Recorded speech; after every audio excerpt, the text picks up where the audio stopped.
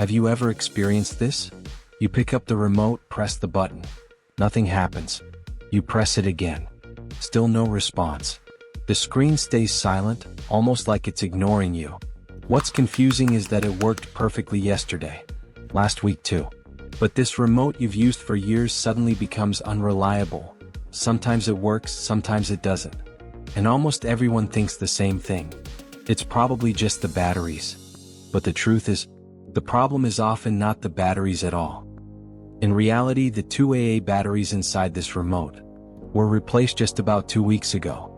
Since then, the remote has been working perfectly fine, with no signs of weak or unstable power. But to make sure you truly trust this, and to show that nothing here is pre-planned, we won't rely on assumptions. Right now, I'll take these two batteries out and measure their voltage directly with a tester. The numbers you see will answer everything.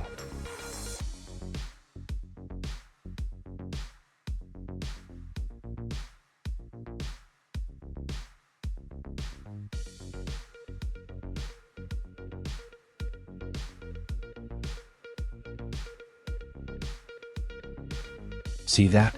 I'm not fooling anyone here. 1.36 volts. That's a perfectly normal voltage level for an AA battery that's been used for a short period of time. Not weak. No abnormal voltage drop. And clearly there's still plenty of power left. So now it's obvious. There was no setup, no prearranged result here. We tested it live.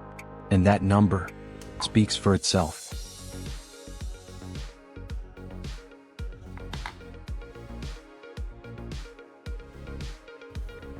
Using the flathead of a screwdriver here is actually the right choice. It allows you to separate the remote's casing safely without cracking or damaging the plastic. The key thing is not to rush. Take your time, stay calm, and gently work your way around the edges until the casing comes apart. Once the remote is open, we can start focusing on the two most critical components inside: the control circuit board and the rubber keypad. These are usually the parts responsible for the annoying intermittent issues you've been dealing with. And at this point, the issue is clear. The power button on this remote is worn, which likely explains why it works sometimes and sometimes doesn't. But that part we'll handle later. For now, let's clean the remote first. Using toothpaste to clean the circuit board and rubber keypad is actually a very smart and practical choice, not just a random household trick. With older TV remotes that have been used for years, the inside is almost always dirty, even though you can't see that dirt with the naked eye. It's a buildup of skin oils, sweat, moisture from the air, and residue that accumulates over time. This invisible layer of grime is exactly what causes buttons to become less responsive, even when you press them harder. Toothpaste contains very mild abrasives, strong enough to remove dirt and light oxidation, but gentle enough that it won't scratch copper traces or damage the carbon contact surfaces on the rubber keypad, especially on the rubber keypad. Years of use cause the contact surface to wear and collect residue. Toothpaste helps clean and refresh that surface, bringing back noticeably better button response.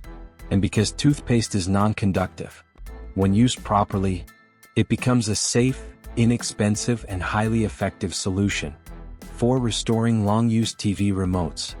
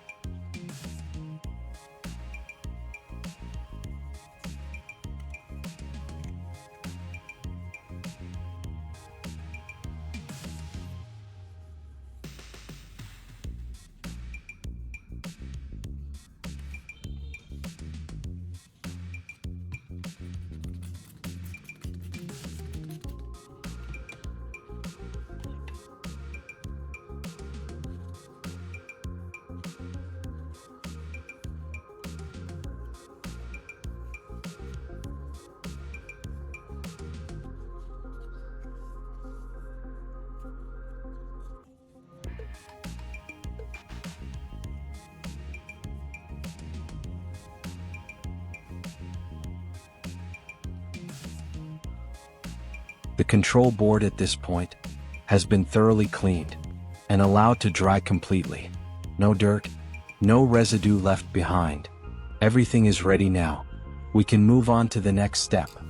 And this right here is aluminum foil, which I'll use to shim the worn power button. This helps restore proper contact, allowing the button to register reliably again, without replacing any complicated parts. The best part is, aluminum foil is extremely easy to find.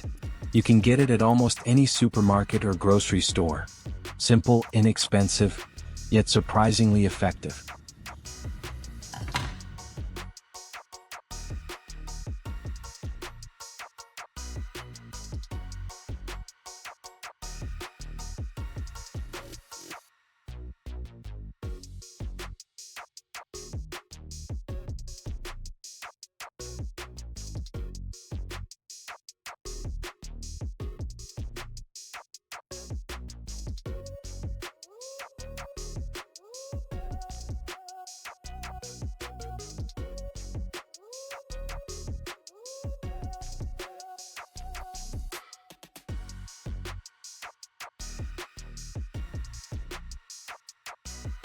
After firmly shimming the power button, I check everything one last time and see no issues left.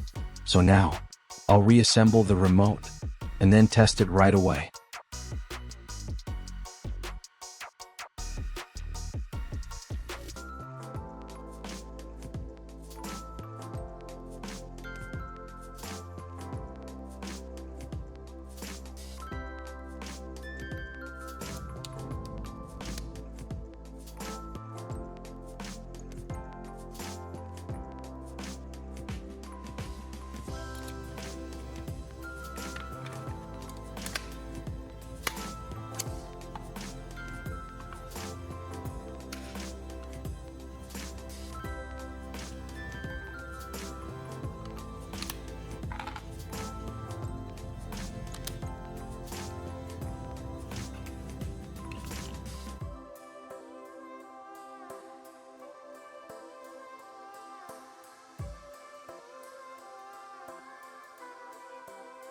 One press and it works instantly. No pressing harder, no second attempts, and no more moments where the TV just sits there doing nothing. All of this started from a very small detail, a power button worn down over time, combined with dirt buildup inside the remote that you can't even see. Yet it was enough to cause unreliable behavior for a long time. But with proper cleaning, fixing the right spot, and taking a calm, careful approach, a remote that seemed ready to be thrown away is now working clean, sharp, and precise again. If you've experienced the same issue, leave a comment below. And if this fix was helpful, don't forget to like and follow, so you won't miss more simple, practical repair tips like this.